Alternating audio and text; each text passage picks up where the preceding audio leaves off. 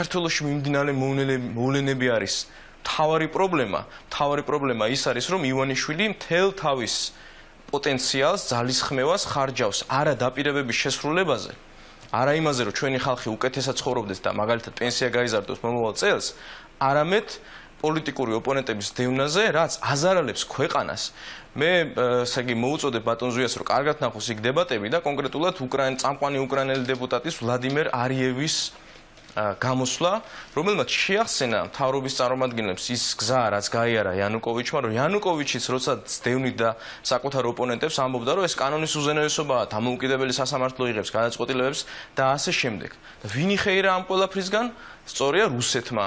იმიტომ რომ დემოკრატიული წესწყობილების ნგრევა, რითიც ეხლა არის დაკავებული ივანიშვილი, ასუსტებს ზოგადად სახელმწიფოს, იმიტომ რომ დემოკრატია სახელმწიფოს მიღმა არ არსებობს, რითაც ხეირობს ის ძალა, რომელიც დაინტერესებული არის სისხლოცეულად ჩვენი სახელმწიფოს, ასე ვთქვათ, დასუსტებაში და ჩვენი სუვერენიტეტის დანგრევაში.